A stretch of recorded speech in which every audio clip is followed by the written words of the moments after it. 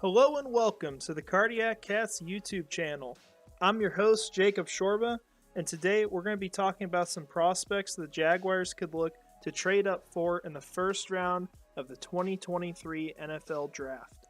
So, to start out, a lot of these prospects, and you'll see all their names above, probably going to be familiar to a lot of fans who got interested in the draft early on this season. The way the Jaguars started the season, going 2-6 and then later 3-7, it quite frankly seemed like this team was going to have to rely on another big prospect to come in and save them. But obviously, things turned out a lot different. Jaguars went on a run, went 6-1 after the bye, won a playoff game, and then nearly went into Kansas City and won before a disastrous fumble towards the end of the game. So, a lot changed. And we're going to talk about some of these guys we were interested in a while back. You know, some of them maybe falling in the draft. It's possible. There's always guys like that. And if they fall, could they be a player that not only the Jaguars would want to trade up for, but would they be a player that it was worth trading up for when you factor in how much they would have to sacrifice for them? So, to get into this a little more, the main thing that the Jaguars need to do if they're going to look to trade up for a player is not give up too much capital. And so, essentially, when you look at the value of these draft picks, which you'll get some different numbers based off the website you go on, essentially, the most I would give up to trade up for a player in this draft is probably your third round selection, and I still think that's a lot. If you're giving up your third and the 24th overall pick, I think the highest you could move up is probably 16th in the draft, and I'm not even sure you could do that. That's about where the value looks, and that's probably about where we could start seeing the Jaguars consider making a move.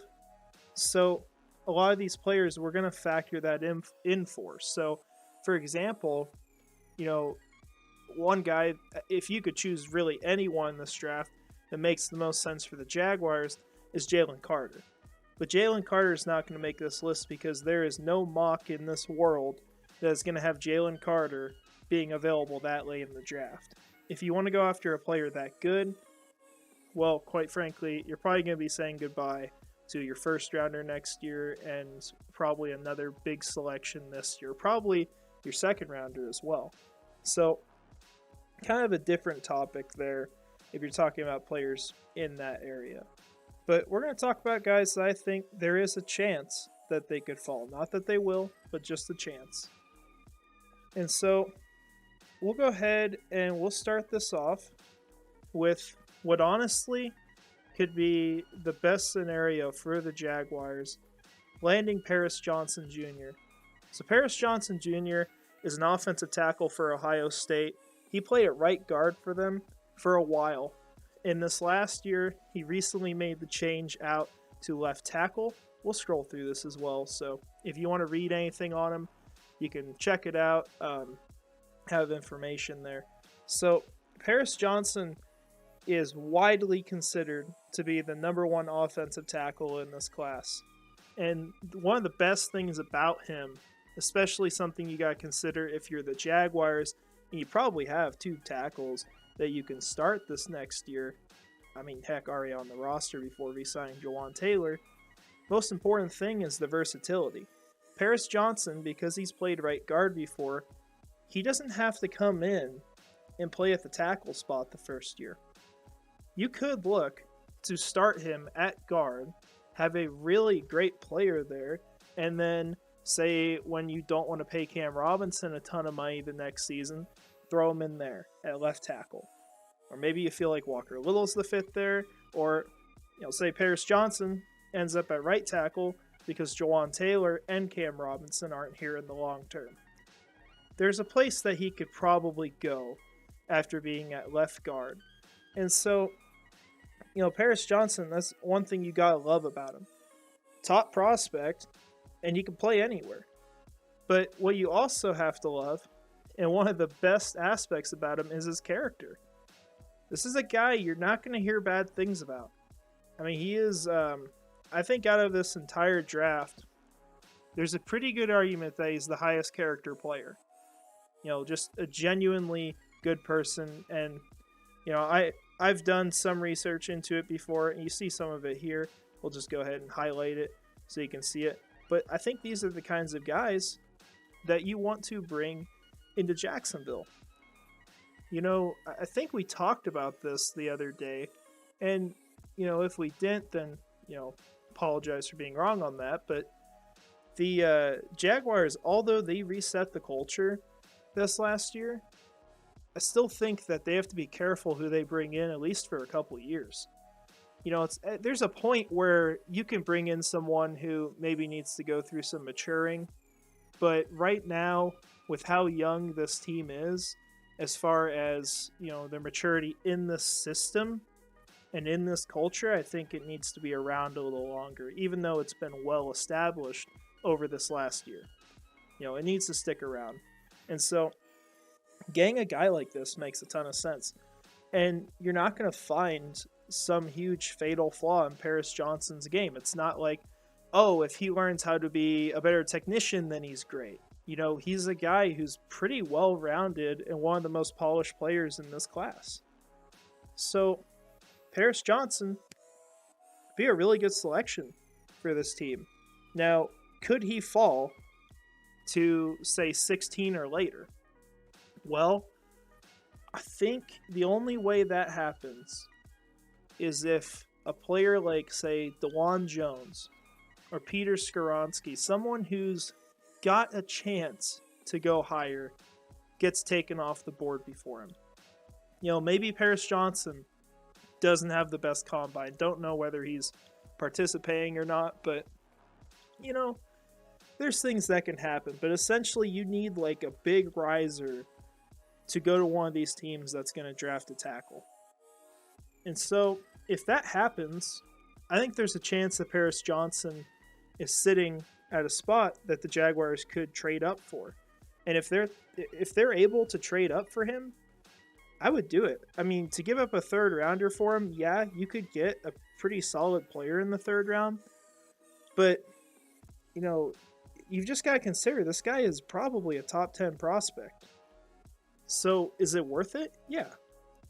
I mean, it's kind of like, you look back at the Devon Lloyd trade last year, and obviously, not the rookie season you wanted, but we're going to talk just in terms of, like, the prospect he was then, how he was considered by NFL scouts and, fans and all of that. So Devon Lloyd, for a lot of people, he was fringe top 10, pretty much top 15. So when the Jaguars trade up from 33 to 27 to acquire him, they're getting a guy that they should have imagined going in the top 15. So essentially, think of it like this. It's almost like you're giving up, in that scenario, your 33rd pick, as in of the entire draft, a fourth rounder, and then I think they gave up like a sixth. And that's to move up, what turns out to be really about 18 spots to where you thought he was going to go. So you factor that all in. Sometimes it's worth giving up more capital than what a pick is worth just because of how far a player fell. But I think they could get it done if he's available at that point. So for me, this would be a no-brainer. If he's available that late in the draft, I think I would absolutely be on board for the Jaguars to make a big move. Land a left tackle of the future. Just get a huge upgrade on the offensive line. Could you argue there are other things that might be more important to this team right now? Sure. But this is a move that's not only a high floor, but it's one of the most valuable picks you can make in the first round of the draft. Going after a tackle or a receiver or a quarterback, any of those positions, or an edge rusher. So I would absolutely be on board for Paris Johnston. We'll talk about another tackle prospect. We'll kind of keep on the offensive line to start out here. So Peter Skoronski. Actually, at the start of the draft process, Skoronski was my favorite guy. And I didn't know a ton of prospects at that point, but there were a lot of things I liked about him. He is, I think, arguably more polished than Paris Johnson as a player. The main issue with him is really just his size. There's people that believe that he's going to come into the NFL as a guard. And so that could be a huge issue with Skoronski. However, Skoronski's got the pedigree. His father was Bob Skoronski. He was a left tackle for the Packers under Vince Lombardi. They won a lot of championships with him, and he was definitely not just an average player on that team. So Peter Skoronski's got the pedigree. He's got good connections in that regard, and I think he is a player that will absolutely be successful at the NFL level. So the big question with him is, are you trading up to acquire a tackle, or are you trading up to acquire a guard? So for me, I think he could play tackle. I really do. And I think you see this with a lot of players where, you think, okay, this guy doesn't have the size to do this. He shouldn't be able to. Yet he does. I'll give you an example of a player on the Jaguars. And I apologize, I can't give credit to the person who brought up, but this was just something I watched earlier today that was really interesting. On Darius Williams, when he played in the slot, he wasn't as successful, but when he moved outside, obviously he had a really great finish to the season. He became one of the lockdown corners in the NFL. However, Darius Williams is 5'10". He doesn't meet the threshold for being an outside cornerback. In fact, he's pretty far off. You probably want to be at least 6 foot to be playing that position. Ideally a little more than that. So you got to look at that and understand that sometimes players can just overcome that. And Skoronski, as a tackle, has been dominant. He has not been a flawed prospect. And so you could see that at the NFL level. Another example at the tackle position is Penei Sewell. He's a pretty good tackle for the Lions. They love him a lot. They love that they were able to acquire him. Obviously I'm sure they would rather that the Bengals picked him and then they got Jamar Chase. Not that the Lions were necessarily trending that direction, but they got a nice consolation prize in that. And they aren't complaining about the length or the physical profile anymore. He's turned out to be a pretty dang good player. So I think you could see that with Skoronski again. So, like we said, the big question with him is whether he is a guard or he's a tackle. But you've got everything else there. You see some of it here. This is a guy who's extremely intelligent. He's going to be someone who could learn very fast. You pair that with Luke Fortner, you're going to have a really smart offensive line. You're going to be able to grasp a lot of concepts, be able to adapt well, understand what's going on in the field. You've got to value that. So, as far as whether I would trade up for him, it's a lot more questionable to me than it is Paris Johnson, because you know that Skoronski's he has got to start at guard with the situation on the team. I don't think you're moving him to tackle your first year when you for sure, unless you trade Robinson, you have Cam Robinson and Walker Little.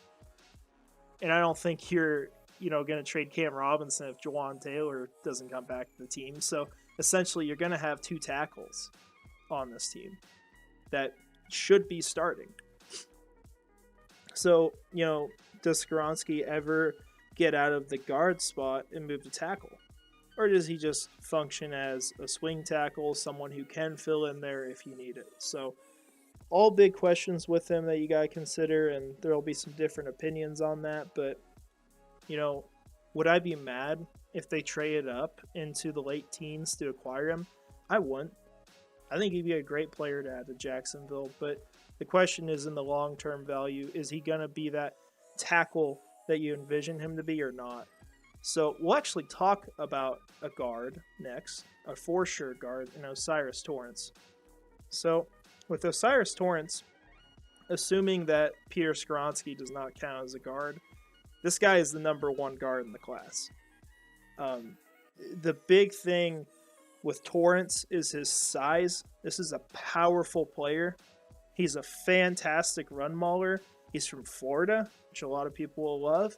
And he really answers your need at the last spot that you really need to fill on the offensive line. Because right now, you've already got 2 tackles on your roster, for sure. You know, the question is, are you going to have one of them be a swing tackle, or are they both going to start? And that comes down to whether Jawan Taylor comes back. At guard, you have Brandon Scherf and then Ben Barch. Ben Barch is upgradable. He could be really good this next year, but we saw 5 good games, and he went down with injury. So, you know, question is like, how confident are you in him as a player? So, the air position on the offensive line being center, you know, you just drafted Luke Fortner last year. You know, obviously you're going to be confident in him as a long-term starter still, and the team speaks very highly of him. While some people want to say he had a really bad rookie year, you don't hear that from the team. You hear a lot of praise. So maybe the truth lies somewhere in the middle, but you're not looking to upgrade Luke Fortner right now. So Osiris Torrence instantly comes in as your left guard on the offense. And the nice thing with him is that he's versatile. He can play right guard or left guard. So say Brandon Scherf goes down, you don't have someone you're really confident in at right guard. Say that Ben Barch is better on the left side. Move Osiris Torrence over to the right. You can make those moves with him. You love the versatility. You got to have that ability on your team to really start people wherever they need to be, to put them out in the best lineup. And the more options you have, one of those is going to be a better option. So that's another thing you're going to love with him. You're going to love what he's going to do for Travis Etienne. You know, he's going to be able to pave open running lanes. And I think, for me, improving the run blocking is probably one of the most underrated things that we talk about with this team right now. And if I was the Jaguars, that would be one of my highest priorities this offseason. Because I think you can argue a lot of these other positions are either simple fixes, or you have the solutions on the roster and you need to develop, or you need to find a way to coach these players up. Like the pass rush, you should have the players on this team to be successful. You know, maybe all it takes is hiring a veteran onto this team. You don't know, and there'll be some fans that say, no, they all aren't good, you know, they need to be upgraded from. And sure, you know, if you feel that way, you feel that way, and I get it. We haven't had the results we wanted, but truth is, this team believes in the pass rushers here, and you're really not going to make a whole crap ton of moves at that spot. Slot corner. That's one guy. That's one need you have to fill to fix that problem. The whole secondary. You know, and you would like to get a guy who can back up on the outside, but you can draft a prospect who can play both in the slot and on the outside. We'll actually talk about an option there. Be Devon Witherspoon. We'll get to him later. But, you know, the run blocking, there's a few positions you need to cover on that. You know, and the main thing really is just having the players improve there. There's a lot of guys on this team who have the potential, who were known as good run blocking offensive linemen, who just didn't live up to the hype last year. The left guard, I think you want to improve there. And then tight end, you want to get a second tight end who can run block, who can pass block, who's just better at all those things. Because Evan Ingram essentially functions as a receiver on this team. So, you know, I think there's a really good argument that the run blocking is one of the biggest priorities this offseason. And if you can make your offense have another dimension, you already have a player at running back who could be one of the absolute best in the NFL, has every bit of talent to get it done. Could you imagine if they unlock Travis Etienne this next year and you have Trevor Lawrence still throwing passes to Calvin Ridley with all that, this offense would be absolutely elite. No argument. So I'm big on the run blocking, and I think getting a player like O'Cyrus Torrence is great. And, we mentioned the massive size. That's something that the Jaguars would fall in love with. We know how bulky he feels. He wants the freaks, the big guys. And O'Cyrus Torrence, well, he's not necessarily a freak. He's got great size. And so, for me, would I trade up for O'Cyrus Torrence? As much as I talk him up and talk up improving here, I still wouldn't trade up because, for one, I think there's a really good chance he's available at 24. And secondly, I wouldn't give up that much capital to go after that position. So I would rather address it at 24 if he's available there, or address it, say in the second round. Or you can get a free agent there. That's how I would deal with it. So we'll move on to another guy. We'll get on the defensive side of the ball for most of the rest of this. So, Bryan Bresee. Bryan Bresee, I'll be honest, I'm not as well versed with him because the first things I heard about him is boomer bust. He's had injuries, and it just turned me off immediately. It just feels like a Taven Bryan sort of pick from the get-go. Now, that kind of way to look at is unfair, and it's not necessarily what he is. So we're not going to just keep it at that, but we're actually going to talk about Bryan Bresee here. So Bryan Bresee, like we mentioned, tons of injuries the last 2 years. I think it'll show it down here, but he had less than, 500 snaps the last 2 years. Yeah, see it down here. That's not a lot of snaps. Even limited role players in the NFL have over that many snaps in a season. So only being on the field that long is pretty bad. So you're worried about that, but sometimes the injury issues go away. So, if the injuries are not a problem, you have all the potential to have a great interior defensive line prospect. And if I'm going to trust a staff to do it, this is one of the ones that I would in the NFL. I think they earned it last year. I think they proved it. Even though Trayvon Walker does need more help, the coaches showed they can coach up these players. And I think the guys that we have that are younger, what's going to happen is they're going to end up moving them into roles that fit them more. So we talked about with Trayvon Walker, where he needs to have his hand in the dirt. When he played in college, he was on the defensive line. He wasn't standing in a 2-point stance, no hands on the ground, even doing coverage. That wasn't what he did. And Devin Lloyd, I think they need to simplify the game for him. They need to give him more pass rush reps.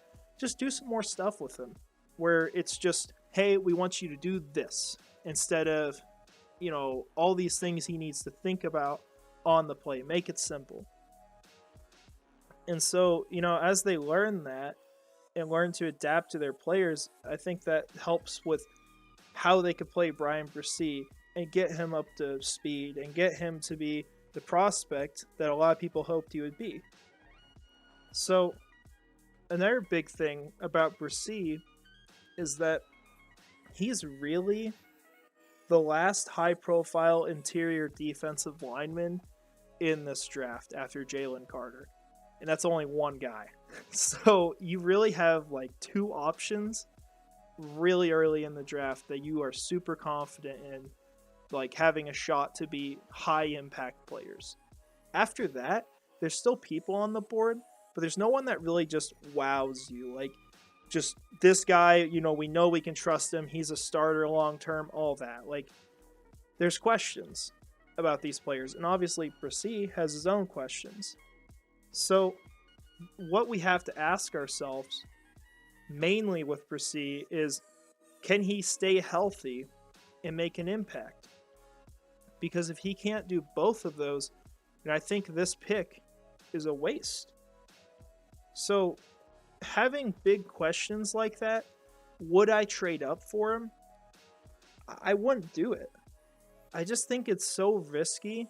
And then when you're throwing in extra capital to get it done, you're just increasing the risk. You're not increasing the reward of it. And so the way I would treat it is essentially, I would see if he falls to 24, and if he's available and you feel confident in the scouting you've done and you think that this player could be that good at the next level that he's worth the risk, take the shot. And hopefully they get it right. Because if you do get it right, you're going to have a heck of a defensive line. I mean, that's an awesome cast of players. A really good Bryan Bresee paired with Josh Allen, Trayvon Walker, all your other rotational guys who play a role in the pass rush. I mean, that's going to be an awesome group. So that's what you got to consider with him. Now we're going to get into two players I really like. First one being Devon Witherspoon. So Devon Witherspoon, actually early on for me, was a guy that I wanted the Jaguars to go after, especially before the move with Darius Williams to the outside and everything that happened. And he's a player who has shot up boards recently. I mean, he was talked about as like a second-round prospect for a lot of time before. And then now, all of a sudden, he's just thrown into the first round. People talking about him as a top 10 cornerback. Or top 10 player. And then the best cornerback in the draft is what I mean. There's arguments being made for that. Putting him above guys like Joey Porter Jr. or Christian Gonzalez. And, I'm all for it. But obviously it's a huge change. And you got to ask yourself, like, is this realistic? Is there a reason why he's just shot up boards like that? Like, what happened? So that's what's kind of got me wondering with him. But let's talk about the good things. So this guy, I've watched him talk. I've watched him play. He has got a great mentality for the NFL. And I think just in the way he acts, the way he plays, he is perfect for the Jacksonville Jaguars. You get a player who's humble, has a good head on his shoulders, he's a big hitter. He's going to make the big plays. He's going to do all of those things, and he's going to fit in really well with the play of your younger guys like Tyson Campbell and Andre Sisco. And even some of the older guys like Rayshawn Jenkins. You see a lot of that kind of play with him too. So you love that about him. And another great thing about Devon Witherspoon is he's fantastic in man coverage. And that's what Mike Caldwell is going to ask his defense to do. He needs to have corners that can play in man coverage. So you love that. I mean, you just love his strengths. Now, the question with Devon Witherspoon is about whether he has the size to play outside. So we talked about earlier, 6 foot's kind of around the threshold for cornerback. See here, he's exactly 6 foot. So he's like right there, essentially. And don't get it wrong either. Witherspoon, he has played outside, and this is a player who he said in an interview that he lives to play on the outside. Quite frankly, he doesn't want to play in the slot. So could that actually be an issue with the Jaguars? That could. That's something they would have to talk to him about in the pre-draft process. Because if he says, no, I'm an outside corner, that's where I need to play to start, you might not be as interested in drafting him. Because are you going to move Darius Williams back in and really like demote him down the depth chart back to a role that he struggled in? I don't think that makes a ton of sense. But I don't think Devon Witherspoon would necessarily say, I can't play slot, I'm not going to do it for you. I think it's more so in the long term, he wants to be an outside corner. So if you assume that's how things go, this is a fantastic selection. I mean, it is great because you fill one of your biggest needs. You fix the secondary. You get a fantastic player that fits your mentality on defense, and you get a guy who can right off the bat play outside if you need it. He can fill in for guys if they're injured. And in the long term, maybe you say you want to move on from Darius Williams' contract, which I will be honest, I don't think this team is going to move on from him anytime soon. I think he's going to be here for a while. That doesn't mean just like 2 more years. I think he's going to play a lot of the rest of his career here, until he's kind of fallen off a cliff just from age and, the wear and tear of the game. But I think Witherspoon makes a lot of sense as a player. I think he's a fantastic fit for the Jaguars.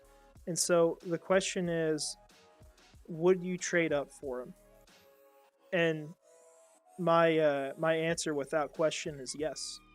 This is a guy I would absolutely trade up for. Like we said, huge need, instantly answered. And you're going to get a third lockdown corner on defense. And if your linebackers can step up, if you see development there and those guys play the way they were expected to, I mean, where are you going to throw the ball? You're not going to have that many options. You're going to have 3 lockdown corners, a really good linebacking core. We already know Luacon's great. If the rookies are what they are supposed to be, I don't know what you do on offense. You have to play great to beat that kind of defense.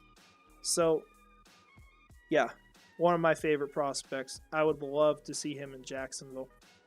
But another name I'd love to see in Jacksonville, maybe even more, is Bryan Branch. He's another perfect fit for that role. And Bryan Branch is also a player that's already played in the slot. He played pretty much his entire year in the slot this last year. And there were people in Alabama that questioned, is he a player that should be there? Is that really what makes sense? Because he used to play safety. But quite frankly, he did a hell of a job playing in that role. He was fantastic. And you especially saw it in his last game with Alabama. I can't remember who they played, but I recommend, if you have not watched Bryan Branch or you don't see the potential with him, go watch his highlights, or just really the whole game, because the whole game was a highlight, against the last team Alabama faced off against this last year. He had a heck of a game. I know he had a sack in that game. He had a bunch of huge hits. He had an interception. He was just on fire. And you really saw what he can be for your defense. And so I think right off the bat in this draft, Branch is by far the best slot corner instantly. With Witherspoon, he hasn't really played a ton in the slot, so you're kind of projecting a little bit. I absolutely think he can do it, but he's still got to get the experience. Bryan Branch has the experience. And so what he does right off the bat is he takes a fatal weakness on this team and he turns it into an unchallenged strength. Turns it into something that you're going to be extremely confident in. You're not going to be worrying about your coverage in the slot after getting Bryan Branch. You'd love to have him. And he's another guy that fits with Jacksonville, just like Devon Witherspoon. Similar play style. He's got the great mentality. He's a humble guy. He's a team player. He's another big hitter, another big playmaker. All those words, all those phrases. And he even has the versatility to play safety at either of the positions, free safety or strong safety. He can do it. And there's even some people, not necessarily saying I would say this, but there are some people who say he can play outside as a corner. And you see his height, same as Witherspoon. I mean, there's a shot. He could do it out there. He just really doesn't have a ton of experience, so that's projection. So with Branch, he was a player before that even when the Jaguars got eliminated from the playoffs and we knew they were picking 24th, we thought he would be available. But after his performance in his last game and a lot of the scouting that's been done pretty much since then, basically the last month, Branch has shot up boards, and he's even gone as high as 10th in drafts. So I could see him going really early, but I still think there's a good shot that he kind of falls into that late teens, early 20s range. I just don't think he's going to make it to 24. And so I think he's a player that you can trade up for. And that's the range he's going to go in. So, would I trade up for him? And I think the question with that is whether this is a luxury pick or not. Because some positions in the first round are going to be considered luxury picks. Getting a running back in the first round, that's a luxury pick.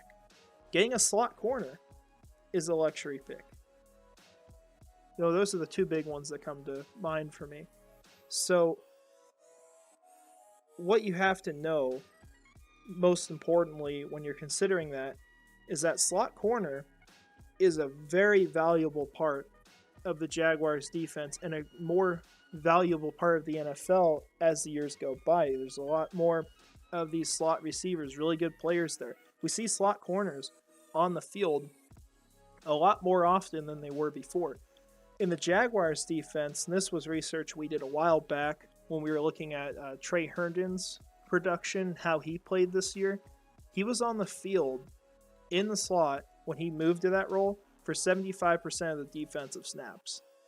So that's 3/4 of the game that Branch is on the field in the slot. And he can also play back at safety. And him being a guy who's extremely smart, has a high IQ, you can move him around, you can do stuff. So I don't think it's a huge luxury. I'll say that. I don't think it's a luxury pick. And if they trade up for him, I'd be thrilled. I think he would be just a fantastic fit on the defense. And I think at that point, really the last thing you need is you want to get a young pass rusher to develop. Just add another guy. I think where the need is going to turn to in the pass rush, as weird as it sounds now, I think it's going to end up being that 3-4 outside linebacker. Because I think what's going to happen is Robertson Harris is going to leave. He's going to get cut because of the big cap hit. The big cap savings and the low cap hit. And then they're going to move Trayvon Walker to where he was because that's where he played in college. There's been some talk about him being moved. So if that happens, now you have a hole there. You can get a veteran to help, but you want to get a young prospect to develop in that spot.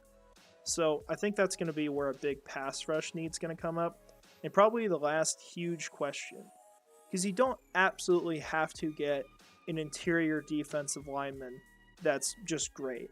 You are going to have guys lined up not on the absolute edge that are pass rushers, because when you're sending like Josh Allen and Trayvon Walker from outside, which, like I said, I don't think Walker will play as much there in the future, you've still got Arden Key and DeJuan Smoot inside of them. They're still considered interior pass rushers to an extent. So, something to keep in mind. We're going to end this with one that's very unrealistic, but just something fun to talk about. We introduced to you the player who almost every single fan mocked to this team in the middle of the season. When the Jaguars were picking like 5th or 7th or wherever it was that week, Quentin Johnston was the guy. Before the trade deadline specifically, because once this team got Calvin Ridley, it's, do you really need him? Like, you've got Zay Jones, Christian Kirk under contract as well. There's not the spot. And so, Quentin Johnston was someone a lot of people fell in love with early on. And there's some people, talking now about how, like, he might not be the best receiver in this class. And we see it as well where some receivers that we don't expect to go as high fly off the board way earlier than you expect. Jahan Dotson will be the chief example from last offseason, and not that he played bad at all. He actually did really good this year. But Jahan Dotson was supposed to go in the second round, and meanwhile he goes in the middle of the first. So we see weird stuff happen. So maybe Quentin Johnston ends up sliding down the board way farther than you expect. So let's talk about a fun scenario here. What if the Jaguars are sitting tight, it's the 18th selection in the draft, and Quentin Johnston is on the board, and he's the clear best player? Like, you don't have like one of these other guys necessarily available. And I think even if you do, you could argue he's more important, or more valuable player. Receiver is one of those positions that has the highest ceiling for the value of a first-round pick. So what do you do? So, you talk about Quentin Johnston.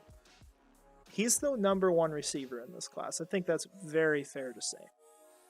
And like we talked about, he's a favorite of the fans. He has all the makings of a guy who can lead an offense in the NFL at the receiver position. So, if you acquired him, you're getting a cheap option at receiver for the next 4 years.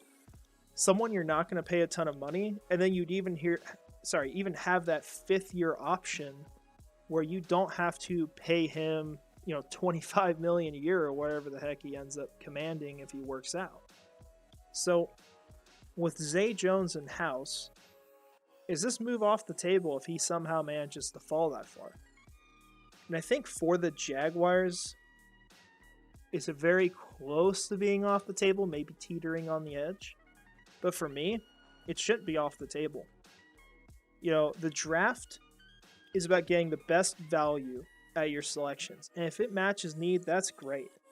That's awesome. But it's not always going to match need. And so if you have a player like this available, I think you got to take a shot. I would absolutely, if he was sitting there, I'd be wanting the Jaguars to make a move. As long as you're not giving up something ridiculous or getting charged a tax because, the team knows that, he's trying to get Quentin Johnston. That'd be the only real issue with it. But I'd take a shot at him. And there might be an opportunity to do something similar to this in the second round. Say a player like Rashee Rice is falling, like a receiver that you really like. I think if teams kind of back off the mentality they took last offseason, where they were just drafting receiver 2 or 3 rounds before they were supposed to go, if they kind of calm down and get scared of doing that after, quite frankly, so many teams wasted good picks on receivers, then maybe a guy like that's available and you make a move for him. I'd absolutely take advantage of whatever way that plays out. And just to mention it for a second, a nice thing too, we've got a new receiving coach in-house. And, Chad Hall, former Jaguar, coached for the Bills at the receiver position. Just something I just want to say, you love to see that. Is that not just a great piece of news that a coach from another team that is successful in the NFL, one that was favored to win the Super Bowl this year, left his position to move to another organization, which was ours, to do the exact same thing, chose ours over them. You've got to love that. I think that says so much about the changes in Jacksonville and the way that this team is pointing, which has got to be up. You can't deny it. So I just want to throw that in at the end. Something awesome that happened today. So I think that's where we're going to end this off. Maybe you got some other prospects you'd like to trade up for. You could throw in some fun names. Heck, maybe DeJuan Jones is a guy that ends up on this list. There's players that, might be going a little earlier than our pick that would be fantastic selections and values for the Jaguars. But these are the guys we talked about. I think it's a really good list, and a lot of them would be really good fits for this team. So I want to thank you all for watching. Thank you all for supporting the channel. It's really nice to see all the views taking place, and absolutely mean it when we say if you got a suggestion or anything, just let me know. We're absolutely just trying to figure this thing out and give you guys the content you want and just put out a good product. That's what it's all about. It's not just what's fun for me, because quite frankly, all of this is really fun. This is why I love to talk about, but it needs to be fun for you guys too, and add some value. So thank you once again. And with that said, we'll be back soon here. And yeah, have a great rest of your day.